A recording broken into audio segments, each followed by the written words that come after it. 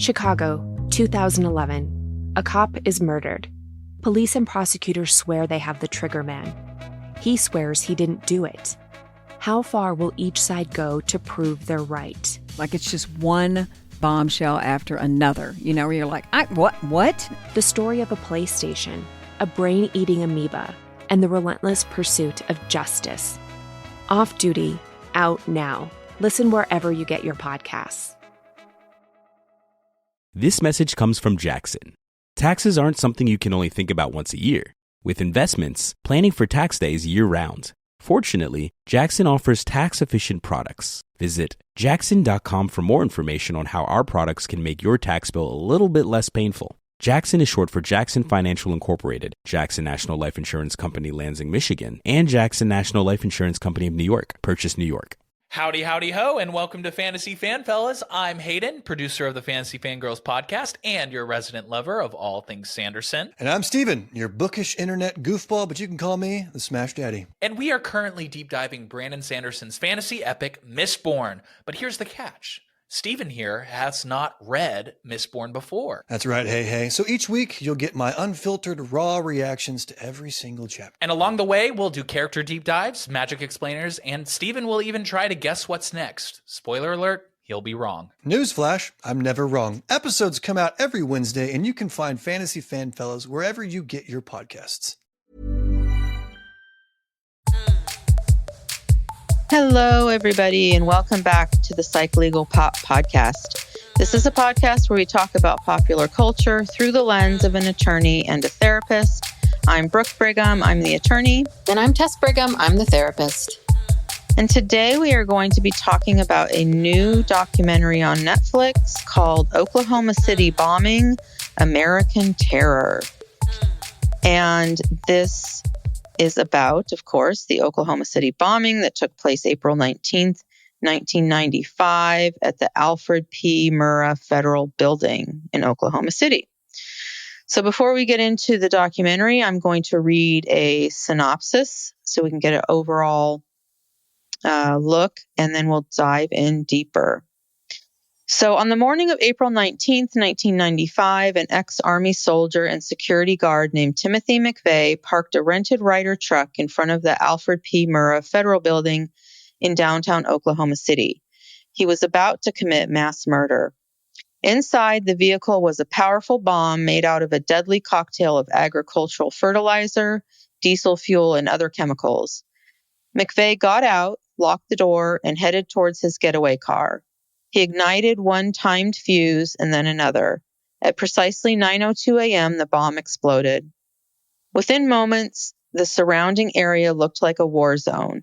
A third of the building had been reduced to rubble, with many floors flattened like pancakes. Dozens of cars were incinerated and more than 300 nearby buildings were damaged or destroyed. The human toll was still more devastating. 168 souls lost, including 19 children with several hundred more injured. It was the worst act of homegrown terrorism in the nation's history. Coming on the heels of the World Trade Center bombings in New York 2 years earlier, the media and many Americans immediately assumed that the attack was the handiwork of Middle Eastern terrorists. The FBI, meanwhile, quickly arrived at the scene and began supporting rescue efforts and investigating the facts. Beneath the pile of concrete and twisted steel were clues, and the FBI was determined to find them. It didn't take long. On April 20th, the rear axle of the Ryder truck was located, which yielded a vehicle identification number that was traced to a body shop in Junction City, Kansas. Employees at the shop helped the FBI quickly put together a composite drawing of the man who had rented the van. Agents showed the drawing around town, and local hotel employees supplied a name, Tim McVeigh. A quick call to the Bureau's Criminal Justice Information Services Division in West Virginia on April 21st led to an astonishing discovery. McVeigh was already in jail. He'd been pulled over about 80 miles north of Oklahoma City by an observant Oklahoma State trooper who noticed a missing license plate on his yellow Mercury Marquis. McVeigh had concealed a weapon and was arrested. It was just 90 minutes after the bombing. From there, the evidence began adding up. agents found traces of the chemicals used in the explosion on McVeigh's clothes and a business card on which McVeigh had suspiciously scribbled TNT at $5 a stick, need more. They learned about McVeigh's extremist ideologies and his anger over the events at Waco 2 years earlier. They discovered that a friend of McVeigh's named Terry Nichols helped build the bomb and that another man, Michael Fortier, was aware of the bomb plot. The bombing was quickly solved, but the investigation turned out to be one of the most exhaustive in FBI history. No stone was left unturned to make sure every clue was found and all the culprits identified. By the time it was over, the Bureau had conducted more than 28,000 interviews, followed some 43,000 investigative leads, amassed 3.5 tons of evidence, and reviewed nearly 1 billion pieces of information. In the end, the government that McVeigh hated and hoped to topple swiftly captured him and convincingly convicted both him and his co-conspirators. This is a very pro-America enforcement. This is from the FBI's website. So they're making themselves the heroes. They're making and I don't disagree. Yeah. I was impressed with the swiftness of, they did solve this thing very quickly. And a couple caveats, when we are doing, these true crime stories, we're always very mindful about the presumption of innocence and about, not just rushing to judgment about people. But I have to break precedent with this one because, one, he confessed, and there's no doubt that he did this, and he was given due process. Yes. He had given a trial. Unlike today. Yes. You're right. Unlike what's happening now. And, while I don't believe in the death penalty, this, I think, warrants, the most serious of punishments allowed under the law. Although, I can't be mad at it. I don't necessarily agree with it. But my God, this man was a monster. Yeah. Well, I will say, though, terrorism, they saw a bomb, assumed it was terrorism, and went right to Middle Eastern. Come on. For the first 24 hours or 36 hours, that's what was being reported. Oh, yeah. They had on the TV, it said the suspects are these 3 or 4 Middle Eastern men, and with a vague description, 25 to 35. And no, that part was disturbing. But the first World Trade Center attack, not 9/11, but obviously, but the first one had happened 2 years before.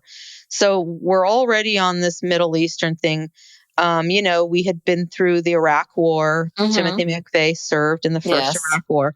So, that was the underpinning of, that was the public sentiment. And, we saw those people saying, after there was all these tips coming into the FBI hotline, people claiming they saw Middle Eastern people running away from the scene, and these Middle Eastern people and these Middle Eastern women were acting weird, So that racist part of it was and the one woman on the news channel that said, "I can't tell them apart. They all look alike." It's like, oh Lordy, no, but this is my favorite type of documentary. When you go back like 30 years, like a long time has gone by, and you re-examine something that happened through, a new lens of today.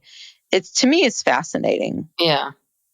It's really fascinating. Yeah. It's just, and a lot of the themes in this documentary, we're reliving them. Yeah. That's what was kind of scary about it was, is how in some ways not much has changed. It doesn't feel like a lot has changed since then, in terms of, this anti-government guns, all of it. I will say that I got so many of these stories mixed up. Now, in my defense, I was in college during this time. I was in college during Waco, and I was graduating from college during the Oklahoma City bombing. So very involved in myself. But, and I was not obviously watching the news and paying attention all that much, but I kept getting so many things mixed up. I kept getting like Timothy McVeigh mixed up with Ted Kaczynski. I'm like, didn't he have a beard? Wasn't there a manifesto? I mean, I was just like, I was getting so confused. And I thought before we started recording, I was saying to you, Waco, I thought it was this David Koresh, and it was a cult. And I think in my mind, I had gotten it mixed up. Like, but didn't they all weren't they all wearing Nike shoes and taking? Well, that was a different cult. That was that like they all killed themselves and they found a bunch of people. I thought it was then. I did not realize that Waco was this big, it sounds like, the FBI really screwed up here. Overreached. Yeah. Overreached. That's a good way of saying it. That they really overreached and that they made a huge error, and a lot of people died and children died as well. But I didn't realize that was sort of seen as this anti-government, you know what I mean? This symbol of being anti-government. And it just all was very surprising to me, because I kept getting. Now, tell me, Ted Kaczynski, why do I keep thinking? Okay, the Unabomber. Thank you. And what year was that? I think it was around the same time. Yeah. Okay, this is why I was getting all confused. Yeah, he was sending bombs through the mail to government officials, and it was. And his manifestos, and living out in a shack in the middle. Yes, in the middle of nowhere. And so that's what I kept getting those two guys mixed up. But they are different. They're very different. Yeah, both mentally ill, but different. Yeah. All right. And also the thing that was, I think, was the worst part about this story. I mean, well, it's all bad, but I think the thing that really kind of captured everyone's attention was the daycare center. Yes. Because that really became like the thing that just, that's what I think of when I think of Oklahoma. I think of all those little babies in the daycare center, 19 little. Yeah. So it's interesting because he picked, I guess we didn't get any history of like, why Oklahoma? Yeah. Why, if this happened in Waco, Texas, why wouldn't it happen in Texas? So why Oklahoma? Why this particular? Because it sounds like there were several federal buildings, and why this one? There's federal buildings in every big city. Yeah. Where was he? What state was he in? He wasn't. He rented the truck in Kansas. But where was he living? I don't know if he was really living anywhere.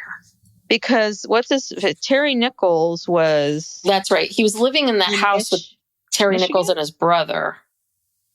Yeah. So they were in Michigan, Decker, Michigan. Okay. So, yeah. Oh, yeah. Okay. So Tim lived with Terry and his brother in Michigan. Yeah. They never addressed that. Why didn't they pick a federal building in Michigan, in Detroit or Texas or somewhere, right? If this was about Waco and you want to make a point about that, why not? Maybe he picked it because of the child care center. You think? Because that'd be pretty twisted, but I'd put it past him. Because how is that anti?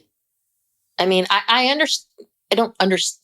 I'm not condoning it, but I understand if you feel like it's anti-government. Okay, you're going to pick a government building. And I understand like the ATF was in there. It was a lot of, there was... HUD, the Social Security Office, ATF, Secret Service. And it just so happened that this building also had a daycare. Mm-hmm. But why that one? Why pick this one versus another one? They didn't explain that. Yeah. Yeah. Okay, so I don't know. What should we do? Should we go through like what happened that day? It's kind of interesting because it starts out. There's a lot of. This is very kind of eerie. It starts out with there was this woman who had videotaped. It's because the bomb went off at 9:02. So everyone's just getting to work. They're settling in. And this girl is, I think she just started on the job. So she's taking a video of, she's walking around going, oh, this is Cheryl. And, to show her mom that this is where she's working. This is a new job or something. And she's going around saying hi to everybody and, making this video. And then the bomb goes off. And I don't know what, obviously this video was preserved. This is before FaceTime. She's not FaceTiming her. Yeah. This is honestly before most people had cell phones. This is 1995. Oh yeah. No one had cell phones, but I thought, because I was thinking the same thing. I'm like, how is this going to work? If, how did they preserve this video? I got the sense that this video was taken a few years before, like, I thought it was that day. No, I feel like it was not the same day. Okay. So she'd already sent it to her mother. Or it existed somewhere outside. But on the video was one of the women they featured. That woman, Amy Downs. Yeah. Amy Downs, the one who survived. So maybe that's what the purpose of that was. Okay. That makes more sense. Yeah. Yeah. But we meet a lot of different people. We meet Amy Downs, who survived because she worked at the credit union. She was buried alive. Yeah. Yeah. And we also meet Robin Marsh, who was a reporter at Channel 9 in Oklahoma, and she was just starting her career. And, this was the first big story.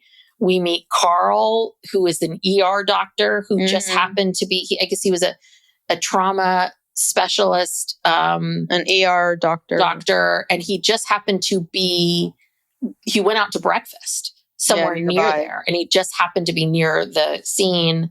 So we meet them, we meet an FBI agent, we meet all of these, each person kind of representing a different group of people, that what their experience was like and what they saw. We meet Renee, who lost her 6-month-old son, Antonio, in the daycare. I thought overall I liked this documentary. I thought they did a good job of sort of, giving you the facts and the information of what happened, but also the human element of it without it being too much, too disturbing, too over and over again. I think it was hard enough watching Renee talk about Tony. I'm like, oh, I'm glad we didn't have a bunch of parents. Like, I don't think I could handle that. Just, each kind of person represented what their experience was like. Right. I think what was really, surprising, you don't watch that show, The Pit, right? You didn't watch that. I've never seen it. It's really, I have to say, it's very good. It's on HBO Max, and it's about an ER, medicine doctors who work in the ER in Pittsburgh. And in towards the end of the season, there is a mass casualty, and they show you in very intense episodes of what it's like to deal with that. And this is a lot of what this doctor was talking about, of like how you have to triage. Yeah. There's decisions you have to make, like who are you going to treat or not treat, because it's a lost cause. And obviously 30 years later, all of it still weighs heavy on this ER doctor. He retired. Well, he retired after 20 years, and now he sells real estate. So. Yes, I know. I was like, probably, God. He just got burnt out on. Yes.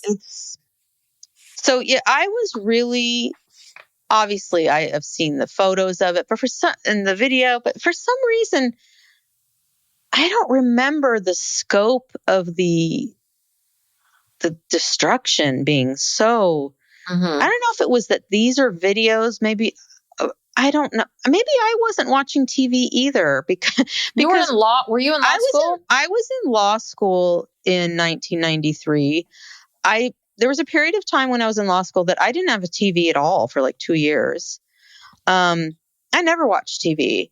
And there were no computers. I mean, not like we have now. You couldn't watch video. Like now something happens and we're just watching this shit over and over and over, and the graphic nature.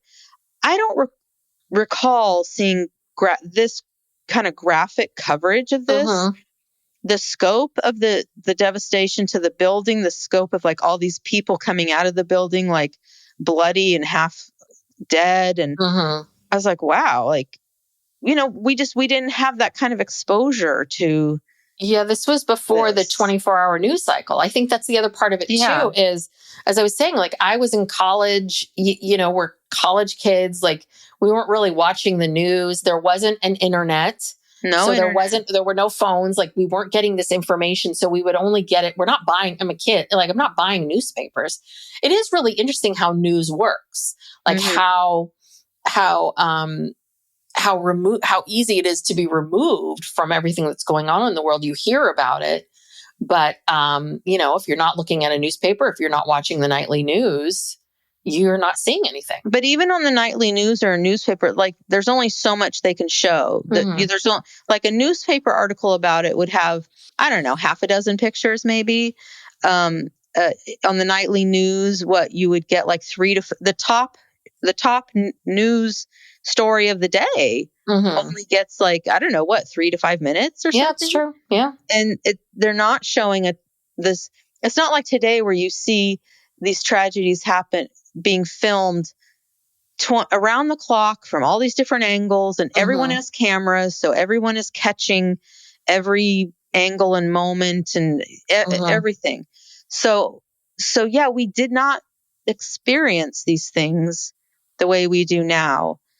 And like, even just, they showed an aerial photo where just seeing the amount of smoke and this black smoke, which must have been from the truck.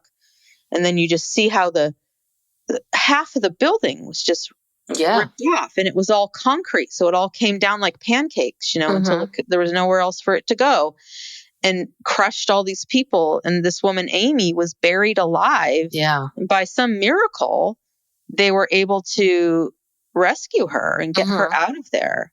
Yeah. Unbelievable. No, that is very unbelievable, because I don't think anybody else survived, like on her floor where she was. I mean, I don't know. It was almost like they found her upside down, like still sitting in her chair. Yeah. She'd been like flipped upside down and then trapped by cement. Like, and then she had like all this cement rubble. She was buried in rubble on top of her. Yeah. So real miracle.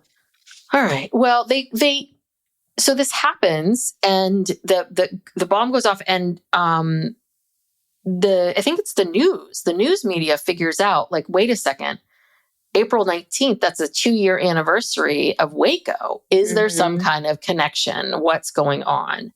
And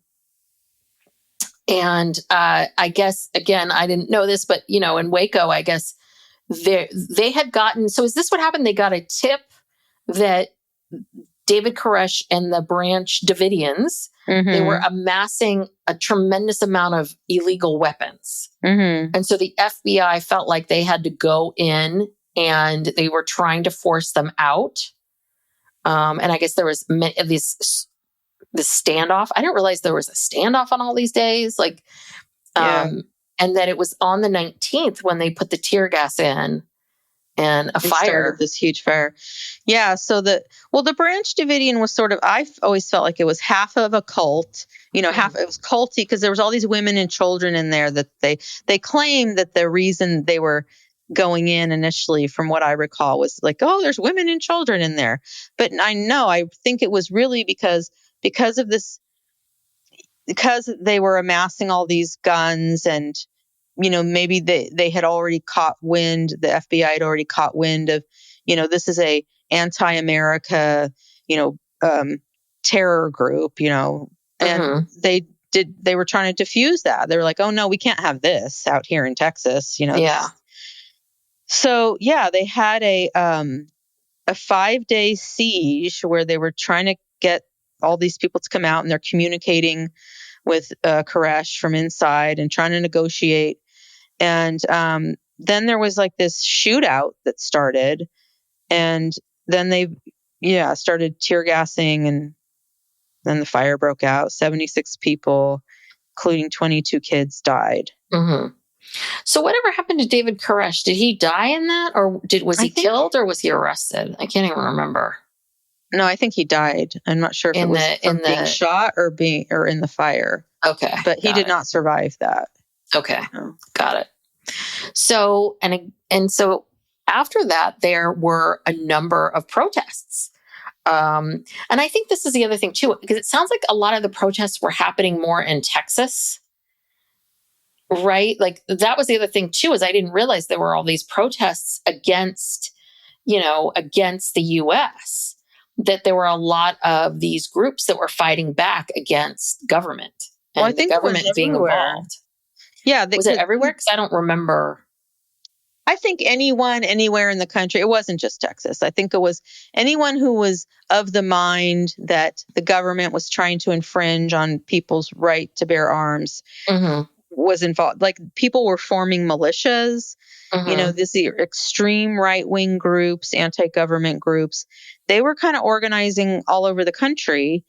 And they show Janet Reno, who was the attorney general at the time, and she kind of brushed it off. Like, she didn't think anyone really cared about this, or I think she underestimated the importance of it. And we see it playing out again today. The government did not want to talk about Waco. Yeah. They wanted to sweep it under the rug. Well, we hear from one of the FBI guys who I guess was part of Waco and part of Oklahoma City bombing, which is, he was like, that was a very dark time, a very dark note for the FBI. And it's like, they don't want to draw attention, because it sounds like they're not admitting it, but obviously they screwed up something. They screwed up. They went in too quickly. All of it. Yeah, it wasn't handled well, but I mean, in a situation like that nothing, it's not going to end well. Yeah. I mean, you have people on one side who aren't afraid to die. You know, like a lot of those Branch Davidian people, I think that was part of it. They weren't afraid to die. They were in this cult, and they were willing to die for this. And so the FBI can try to negotiate with them all they want, but they didn't care, it seemed. What did the Branch Davidians want? Or what did they think was going to... Why were they amassing all of these guns? Do we know? Did they think there was going to be like against the government? Oh, okay. Yeah. All right. It's the same reason people justify today wanting to, the right to bear arms. And, in the Constitution, it says, that, the right to bear arms in order to form a militia to fight against the U.S. government in case they come after you. But that's not really happening, but that it's the same mindset. Yeah. So anyway, that was, we find out later, that this was one of McVeigh's, he was one of these people who was of the mindset that, the government was trying to take people's guns, trying to take people's rights, their gun rights, property rights, getting into conspiracy theories. And I thought it was super ironic that, McVeigh fought in the military voluntarily, And so if you when did he start hating the government? Like when he got back. Why would you? Yeah, I don't know. But I guess because he said he felt that when he was in the Army, he didn't like how the Army had total control over him and told him what to do. And I just kept thinking, what did you think you were signing up for? Do you not understand how this works? Like, I mean, it's a good point. I mean, I guess we learned towards the end of the documentary about McVeigh and his life, and that I guess he's very tall, but I guess he was skinny when he was a kid, and he was kind of shorter. And so he was bullied a lot and teased a lot. And he, it sounds like he had a lot of trauma from being bullied. And on top of that, he also really had a fascination with guns. And I think that there is just, it's this whole idea of are people like Timothy McVeigh, are they born or are they bred? How does this work? Was he born this way? And I think that I think he was someone who was a little quirky. I think he was socially awkward for why, I don't know. I mean, for whatever reason, I think he was socially awkward. I think he was bullied very early. And he also had this fascination with guns. Mm-hmm. And I think my guess would be this is just my own conjecture. I don't know, but that I think there was something about him feeling like he went to the Iraq War. I'm going to fight for my country. And I get the sense that when he got back, there was what happens to a lot of people, which is, even though he hated the fact that the military was controlling him, he comes back and you're sort of like, okay, what do I do now? Mm-hmm. Right? Like, I don't know. Did he go to college? So he's back here. He's trying to figure out what to do with his life. He just spent several years fighting in a war. Right. Like, and I think that he just now he had something to fight for again. Mm. Right. Yeah. They get into that towards the end, this sort of profile of him. Of who he was. Yeah. So anyway, back to the site. Yes. People, they're searching for people. At one point they found what they thought was another bomb and they made everybody evacuate. Turned out it was a training bomb because the ATF office was there and they had some sort of, so that was a false alarm. So they go back in, they rescue Amy. They're like chainsawing their way through this concrete. I mean, then the scene is just unreal. It's just all concrete and rebar. I know. And it just looked like impenetrable. Like how could you get through any of it? And then of course there's like, we saw this in 9/11 where you blow up an office building. There's like papers everywhere. Papers are flying everywhere. And it looks like it's snow on the ground because there's like all these papers. And it is just a gruesome, gruesome scene. And so the guy from the FBI was saying that when you have a bombing, a lot of the evidence gets destroyed in the bombing. Yes. And any evidence that remains gets thrown like blocks away, so their crime scene is not just around the building. It's like a 10 square block area, because stuff goes flying. And in fact, the axle from the truck went flying several blocks away, where they eventually found it. And that's when they found that axle, they were able to get the VIN number, off of the axle. And that's how they traced it back to where it was rented in Kansas. Mm-hmm. Which is pretty amazing. I mean, the fact that I can't imagine how much debris and how much stuff and chaos and all of that they were able to spot that. I still was a little unclear about that because one guy goes, oh, and then I spotted the axle or they brought me over. And then, but it was like, how do you know that there were so many cars, other cars got blown up? How do you know that axle is connected to the car that was blown up? Yeah, that's the part I didn't understand. There were other cars parked around there. Obviously. Yeah. I don't know. I thought that it sounded to me like wherever the axle landed, somebody alerted the FBI. And the FBI, because obviously the most damage to any vehicle would be the truck. Yes. So they probably thought, well, there's a high likelihood that came from the truck. So they reported it, that they went over. A lot of the stuff, the FBI, I think, did very good work in this case, but they also had a lot of lucky breaks. Yeah, I also think that I think I'm remembering this now, that they were able, that it was the right axle because they suspected it was the axle because it had moved so far away from, right? It was the distance. It was like, it was this combination of distance. But I didn't realize, this is another thing I didn't realize that all of these auto parts have serial numbers. I mean, I can imagine, okay, you have to track parts and you want this and you're an auto body shop. But I guess I never thought like, oh, that's right. So, and I guess McVeigh didn't understand that, or he didn't really cover his tracks very well. Well, he probably didn't think that meticulously. I mean, it was probably a combination of being arrogant and also maybe not knowing that, I don't know, you can't account for everything. There's no perfect crime. He's not a sophisticated criminal. This is his first crime. Way to start. But so they bring in this sketch artist expecting to get like a profile of some Middle Eastern. Yeah, they were expecting the 3 or 4 Middle Eastern people. So they talk to the people at the rental place, and they find also they put out some kind of bulletin or something to the hotels in the area. Yes. And they find out that someone did check in with this truck or something, and they checked in as Robert Kling, and that was a name that kept coming up. That was the name McVeigh was using. Mm-hmm. So they do this sketch artist, and so one of the sketches is of McVeigh, and then the other sketch, who was that guy? Yeah, I don't know. He wasn't. I mean, McVeigh did this alone at the scene. I mean, okay. He had.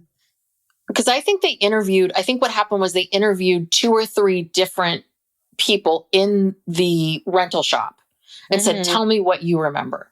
And so apparently one person remembered it really well and another person remembered not something at all. else.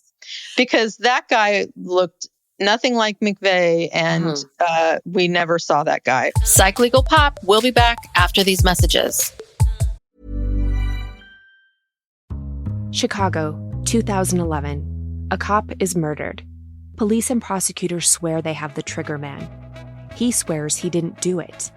How far will each side go to prove they're right? Like it's just one bombshell after another, where you're like, what? The story of a PlayStation, a brain-eating amoeba, and the relentless pursuit of justice. Off Duty, out now. Listen wherever you get your podcasts. Howdy, howdy, ho, and welcome to Fantasy Fanfellas. I'm Hayden, producer of the Fantasy Fangirls podcast and your resident lover of all things Sanderson. And I'm Steven, your bookish internet goofball, but you can call me the Smash Daddy. And we are currently deep diving Brandon Sanderson's fantasy epic, Mistborn. But here's the catch. Steven here has not read Mistborn before. That's right, hey. So each week, you'll get my unfiltered, raw reactions to every single chapter. And along the way, we'll do character deep dives, magic explainers, and Steven will even try to guess what's next. Spoiler alert, he'll be wrong. Newsflash, I'm never wrong. Episodes come out every Wednesday, and you can find Fantasy Fanfellas wherever you get your podcasts. Yeah, so then they show the horror that the families have to go through waiting, there's bad weather, and it just... Oh, yeah, it starts to rain that night. And any news. Well, and just everyone who was there, the nurses and the doctors and people like rushing. I mean, that's the other part of it, too, is a lot of them had to rush into the rubble and risk their own lives. Yeah. And I guess a nurse died at one point. She rushed in and didn't come out, and... I mean, it's just, ugh. Yeah, I remember thinking, God, these first responders, they just run into these situations without any regard to their own life or safety or anything. I mean, they are truly heroes. This documentary really has me going rah, rah, America. not the America of today, but the America of 1995 or whatever this was. And I think that's the guy that was the trauma surgeon, Carl. I just never wrote his last name down. So sorry, I called him Dr. something. But I think that he, if you really think about what that work entails and what it does to you, you should really watch The Pit. And I want to. How incredibly difficult it is, because he does talk about having to make a decision between a woman and a child. And basically people were pissed with him because he basically said the child was still alive, but is not going to make it. We're not going to give this child a spot. But this woman right here, she can actually make it. And he got into trouble and he started crying 30 years. I mean, it still haunts him to this day. But yeah, it takes a tremendous amount. Back to the whole thing with the second bomb, Amy realizes that she's buried alive. And I can't imagine what that feeling is. She said it was the most awful feeling ever, just realizing it. And they find her. She's calling out. They find her. They get, they figure out where she is. They're starting to rescue her. And all of a sudden they found another bomb. And then everyone's leaving. And she's having to, like she said, it was in that moment. She was like, okay, this is it. Yeah. Like she really thought I'm going to die. Yeah. And that obviously it changed her life, but talk about having a second chance at something. I mean, she just really was like, I can't take anything for granted now. And she said she started thinking about her whole life, which, you would. You'd start, you're in there in the rubble, like, I'm going to die. You start assessing your life. And she started thinking about all the things that she wanted to do and she never did. And then cut to modern day here. She really did. She became a motivational speaker. Mm-hmm. She became CEO. She became CEO of the credit union. Yeah, of the credit union where she was working in that building. And then she became a mom, which was something that she had regretted not doing. So I'm like, wow. And she became a triathlete and she lost a lot of weight. I mean, I don't know how much of that was interconnected, but she looked great. And she just, it was life-changing. Yeah. I mean, but the fact that they went in there, she thought she was going to die. And then when they realized that other bomb was not real, then these first responders were like, we got to go back in. They immediately went back to her. Yeah. They got her and they got her out. I mean, that's the part that's just unbelievable. Yeah. Unbelievable. Well, in the meantime, Timothy McVeigh is in jail. Yes, he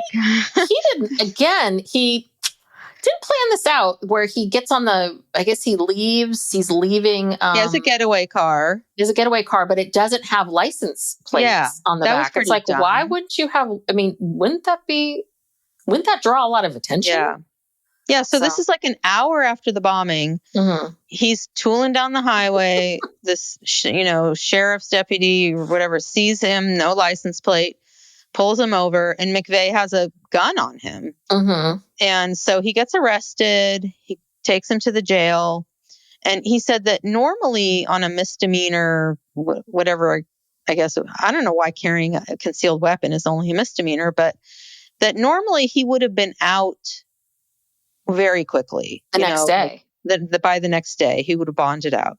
Mm-hmm. Well, because of the Oklahoma City tragedy, it got delayed because because the courts are closed and they couldn't, process him or do whatever they're going to do. So he had to stay in jail. And so luckily, as they're figuring out and tracing, okay, well, who was this guy who rented the truck? Who was this guy who was staying in the hotel? And they matched him up, and then they got a name, and then they put it in this database. And it was so weird that the technology at the time was such low tech, Yeah. They're showing us their rudimentary computer and tracing system, which something that should have taken about 5 seconds. Yeah. In today's world, it would. In today's world, took several hours. But anyway, they got a hit, and they found out that he was in custody. Uh-oh, he's in custody. He's in custody and he's in court right now at the Perry County Courthouse, an hour away, being processed. He's like 30 minutes from walking out the door. Yep. And they say, whoa. You're not going anywhere. So then the address that is on all of these, documents, is in Decker, Michigan. And so they're like, well, let's go to this place. This is now 2 days after the bombing. Mm-hmm. And they get there, and this is James and Terry Nichols' home where they live, where Tim McVeigh was living with them at the time. And they arrest Nichols. Well, they found him, because he wasn't there. No one was in the house when they got there. So Terry Nichols had been living somewhere else with a woman and her children or something. I don't know if these were his kids or what, but yeah. And so they figure it out. Did they arrest him at that time, or they found him at the place with the woman? They arrested him. Yeah. Well, they started following him, and he gets clocked. He realizes that they're following him, and I think he kind of just gives himself up. I think he realizes maybe this is the best thing to do. So he gives himself up. And of course they start to tie Nichols, Tim McVeigh, they're both served at the same unit. We're in Iraq and shared a lot of the same beliefs. Yeah. The anti-government. And And that was the other thing too, is even, I guess they said even in the military, I guess McVeigh didn't really, he didn't fit in there either. And I think that's the other part of it too, which is here was this kid who probably felt like I'm misunderstood. I don't fit in. No one likes me. I'll go into the military and that'll make me feel good about myself, or, fix whatever. I'll be respected. I'll be respected, and it'll fix whatever the pain that I have inside of me from being bullied. And then I think he gets there and he makes these friends, but they're all sort of, they didn't get along. Like he wasn't liked by his group, but he was only really connected to these two other men. I think that was another layer. I have here in my notes, now I see this, Nichols turned himself in. Yes. Because he just got out of the car. He knew they were following him. Yeah. And so now they know they have the bomber. Mm-hmm. And so they're going to transport him to an Air Force base they're transferring him from this little county courthouse to Tinker Air Force Base in Oklahoma City. And so he says, well, and there's crowds of people now have gathered outside. And he says, can I have a bulletproof vest? And they say no. And he doesn't even have shoes on. Mm. And so they bring him out. And there's people out there, yelling "baby killer" and they're booing him, and he's just a walking target. Yeah, but they did ensure that he was, because they had snipers and all that. I mean, no one tried to take a shot at him, so he was able to make it. But people were hoping that they would. Like, they were interviewing people who were saying stuff like, "Yeah, I hope someone just kills him," or "If I had my gun, I'd kill him." Or, people were like really rabid. But they wanted, obviously your job is to keep them alive, but I think that was the other part of it too, was people wanted to see justice. They wanted to see what was going to... Swift justice, yes. Yeah. And so then they talked to McVeigh's father, Bill, who seems to just be like this normal, mild-mannered guy, and he's cooperative. And then he says... he kind of gives him up. He says that this guy, Michael Fortier, who was also in their squad in the Army, Nichols and McVeigh, they would have done this together. And then they got a calling card. Remember calling cards, anyone? Oh, yeah. The only way you could make a long distance call is if you had this calling card that you got from like AT&T or your, phone provider. And you had to put in about 17,000 numbers in the right order, and it never worked, Oh, God, I remember that. Yeah. Always so complicated. And anyway, they had this calling card, and they traced where they were purchasing components for the bomb. So that was, again, they didn't do a very good job of covering their tracks. How did they get a hold of that calling card? I don't know. That was a little... I really don't know. I feel like maybe they found it with his stuff or something. Anyway. Yeah. Yeah. Sorry, I'm just trying to look up stuff about Tim McVeigh's family. I guess was he an only child? Or maybe he had a sister or something. I always thought he had this brother, but maybe I'm getting him mixed up with Ted Kaczynski again.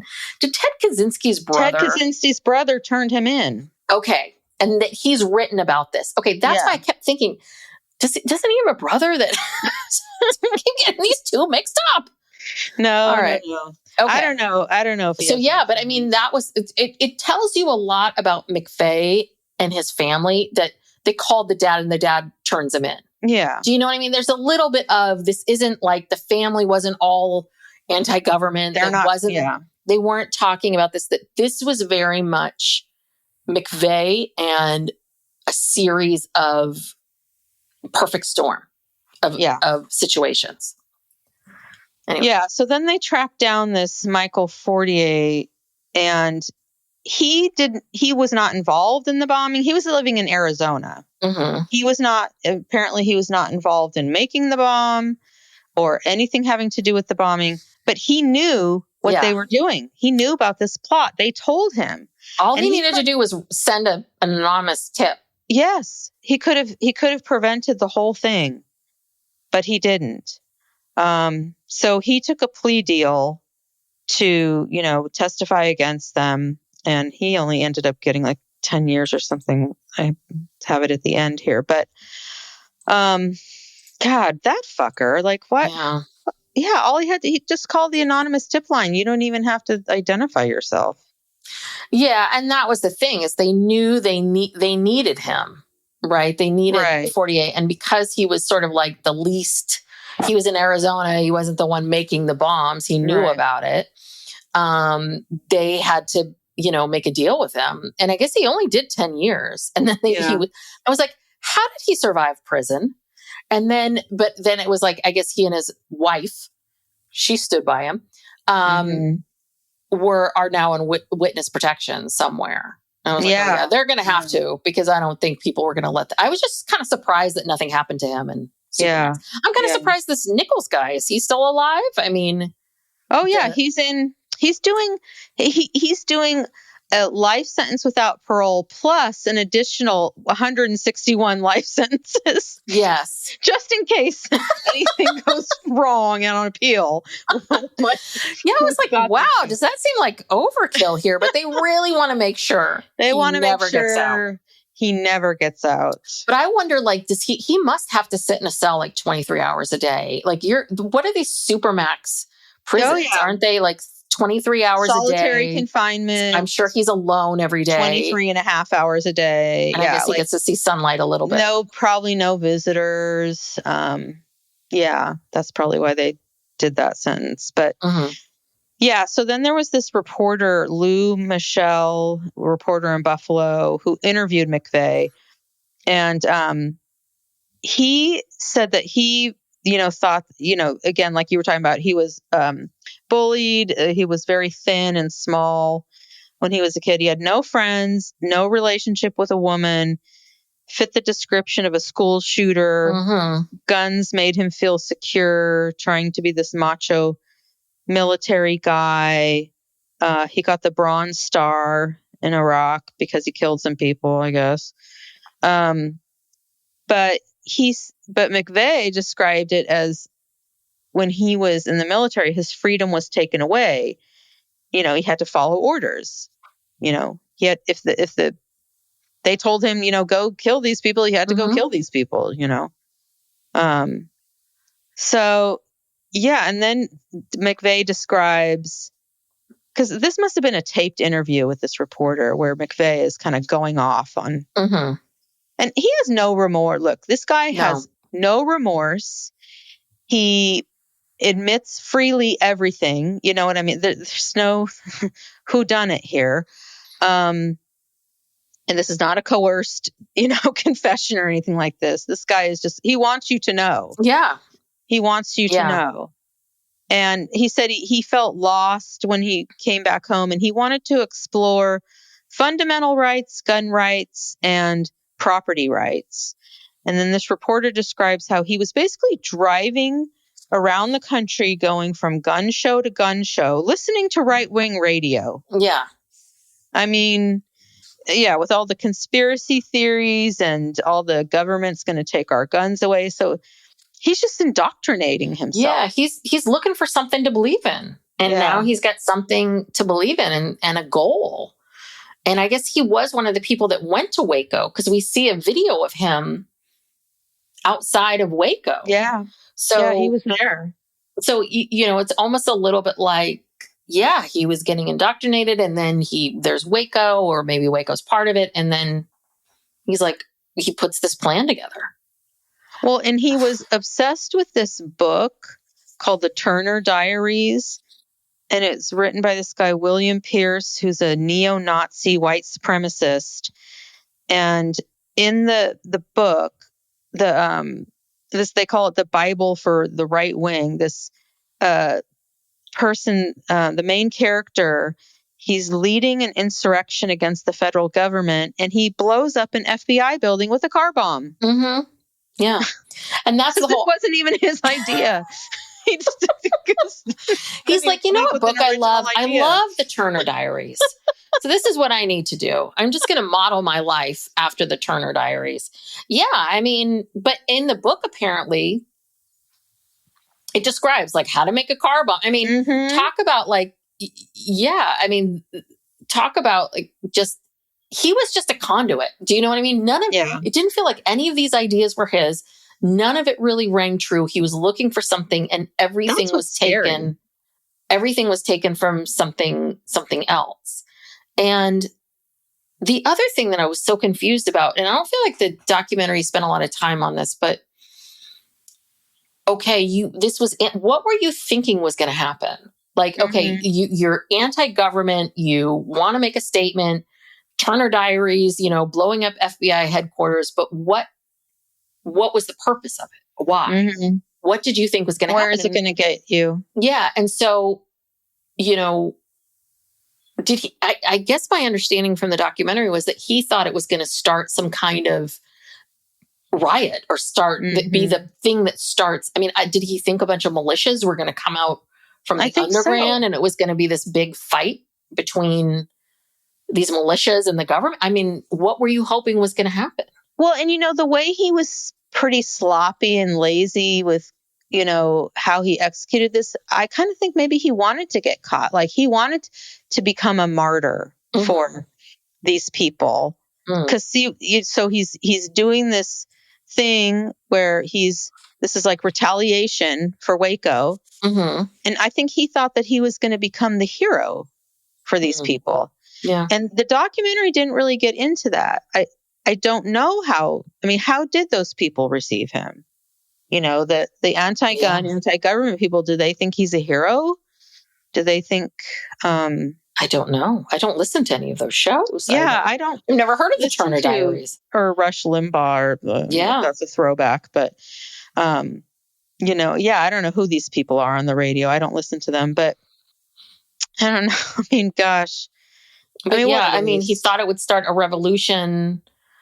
I mean, is he considered a cult hero amongst the right wing? I mean, I don't know. But it really did nothing. Do you know what I mean? It was almost like, because what happened was that one thing that documentary does talk about is that, the bombing happened on the 19th. And then on the 20th, it was like what they saw from the city, the people that live there, people set up, stations where all the first responders and everyone, all the nurses and doctors, there was food. They wouldn't take any money from you. They just made sure that everyone that was working down there had everything. Huge lines for blood banks, for blood.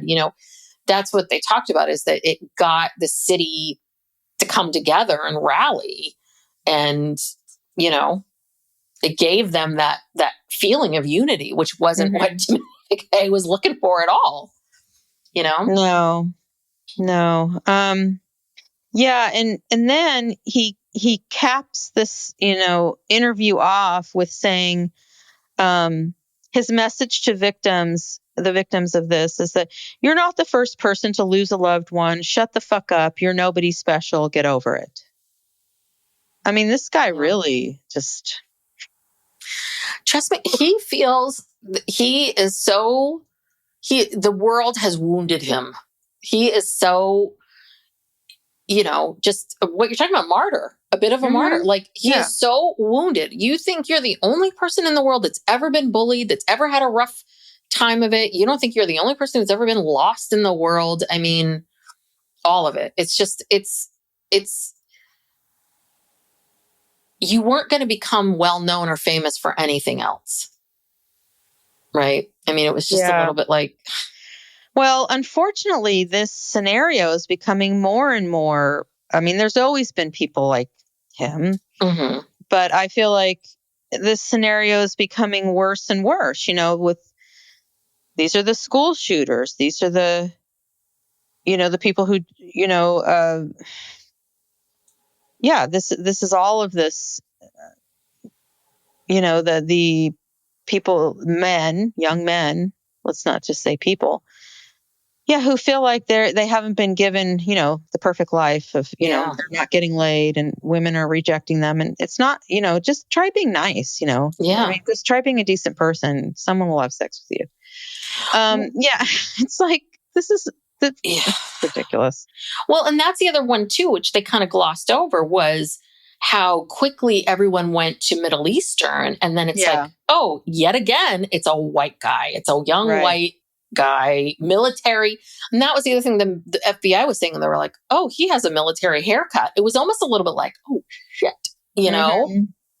Like, no, we cannot point the finger at Middle Eastern. I mean, this is you. This is us. Well, and let's be clear that this mass shootings that we have, 9 times out of 10, maybe more, maybe 99% of the time, it's a white guy. Has it ever not been a white guy? Well, you know, there was a mass shooting down in was it Riverside or near Riverside, where the man was actually born here, I think, but he was of Middle Eastern descent, and he'd kind of been radicalized on the internet. That's the only one that I can remember in recent memory. All the rest are like these disgruntled white men. Yeah. All these young white guys who are young or old, but mostly young. And, and lost. And right. I mean, so the bombing trial was in 1997. The verdict of death penalty he got on June 2nd. And then this whole, you know, it's interesting because all this happened very quickly, right? So the trial, and then that's fast for a big federal trial like that. And he died by lethal injection on June 11th, 2001. So, I mean, it's almost like, did he not use? Usually, it takes 10 years. People are on death row for a long time, but he was only there from 95 to 01. Well, it is a federal case. They move faster. They have more resources. But also, too, I don't know how much he fought it. I mean, obviously, his lawyers are obligated to do what they have to do, or, you know, the federal public defenders. But yeah, that is fast. Yeah, that is really, really fast. And he was one of the first people to be put to death in a long time. I remember that. Yeah. It had been many years. But yeah, good riddance. Yeah. So we hear a little bit about, right, we talked about Michael Fortier, did 10 years. Nichols is in a supermax prison in Colorado. Yes, doing multiple life sentences. Carl, the doctor, now sells real estate. The one that was really nice is Renee, who lost her son, Antonio, sorry. She had another son, and he was born the same day as Antonio. And she said, I was a helicopter mom for a while, but he's 30 now.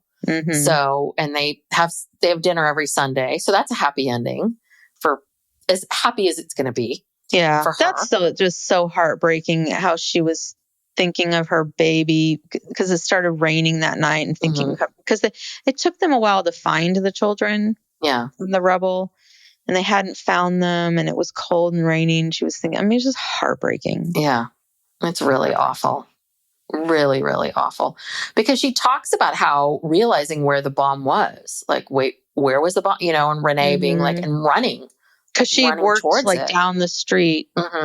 And so she put him in that daycare so she could go see him on her lunch break every day.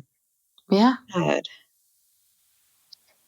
Unbelievable. So, we talked about Amy. Michael Fortier pled guilty to failing to alert police, over 10 years in prison, now in federal witness protection. Yeah, that's wow. I mean, what a tragedy. I mean, it is. For nothing. Well, no tragedies. I know it's not worth anything. But I mean, geez, at least Kaczynski had a manifesto. You know, I mean, McVeigh didn't even bother writing anything down.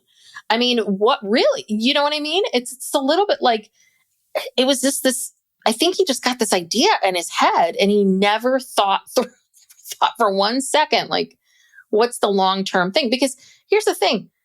If you're so sloppy and you want to get caught, you do know that once you're in prison, people are going to start telling you what to do again, right? Timothy McVeigh. I mean, It's a little weird. Well, I don't know. I'm trying to make sense of something you're that's senseless. trying to put, exactly. There's no reasoning involved in this.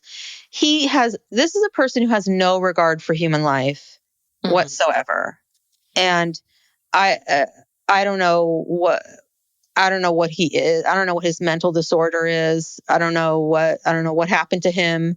I mean, lots of kids are bullied. I mean, everybody's bullied. Who hasn't been bullied? Yes. So that's not, and lots of kids go through awkward phases. Obviously he got tall. Look, in America, you just got to be tall and have a job, and you can just be like a decent guy, and you could get plenty of dates. I mean, Jesus, what? I don't know. Is he mentally ill? Is he, I don't know. Yeah. I don't know. I don't know either. I'm trying to look and see. I always get psychopath and sociopath mixed up because there is a difference.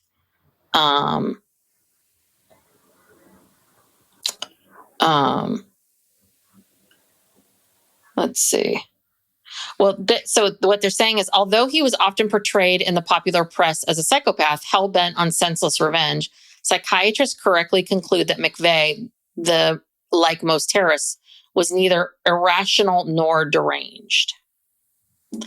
So they're saying that he, did not, he wasn't a psychopath.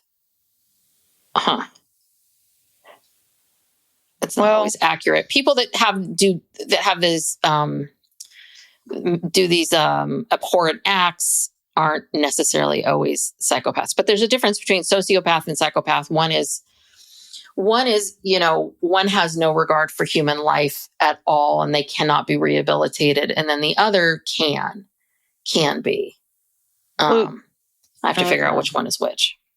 Well, whatever he was, that's unfortunate. Yes. Okay. Well, this is a good documentary and very concise, hour and a half. Probably a little too short. I mean, because there were there were some answers. I needed more answers about some things. We could have used a little more information about his childhood and his life. And we didn't get anything about Nichols. And Nichols was he was equally as culpable, and he... So why did he do it? Why did he join up with McVeigh to do it? They really didn't address him at all. Yeah. And also, right. I mean, Timothy McVeigh has been known, like his name is connected to this, but not Nichols. And it sounds like McVeigh wouldn't have been able to make this bomb without Nichols. And it was almost like, well, he's the one that rented the truck and actually did the thing, But they built the bomb at Nichols' house. Yeah. So so why didn't Nichols get the death penalty? I mean, it seems like they're both culpable in the same amount, right? Fortier, I understand. I understand why you have to make a deal with him. I understand he, obviously he's culpable in some way, shape, or form, but not the same extent. But yeah, why wasn't Nichols put to death?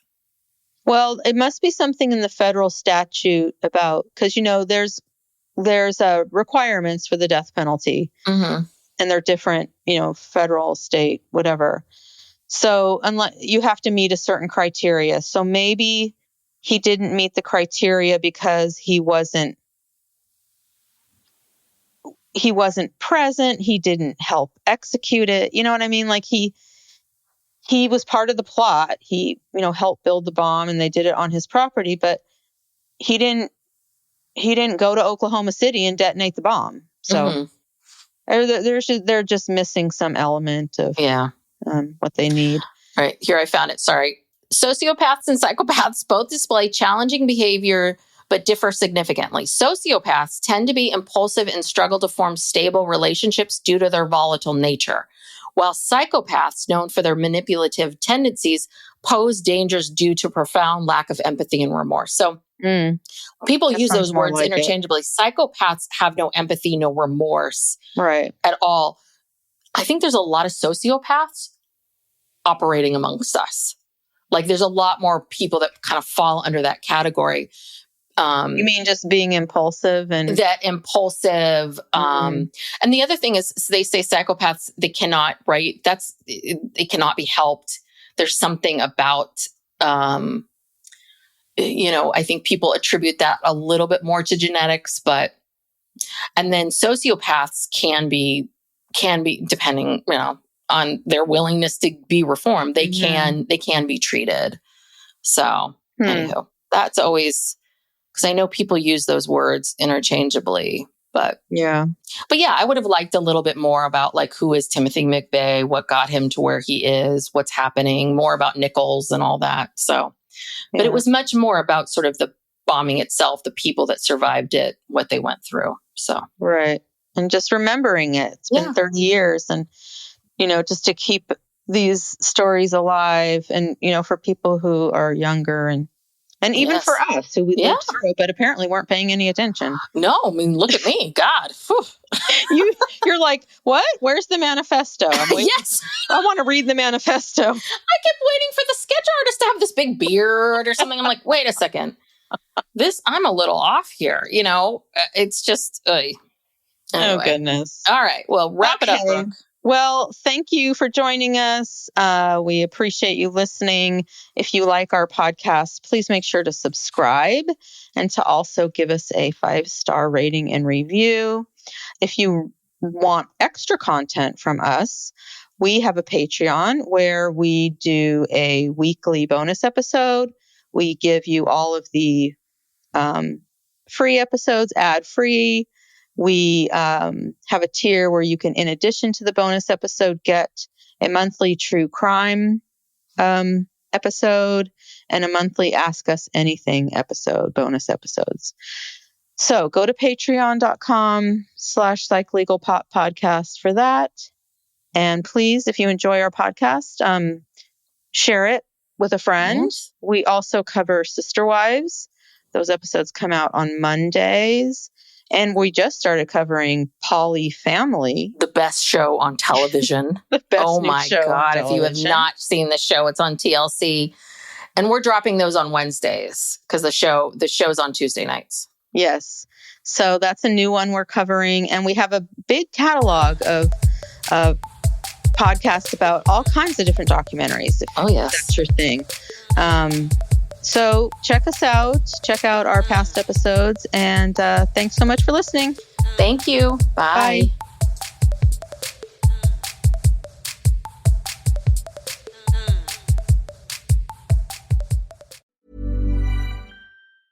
This message comes from Jackson. Taxes aren't something you can only think about once a year. With investments, planning for tax day is year-round.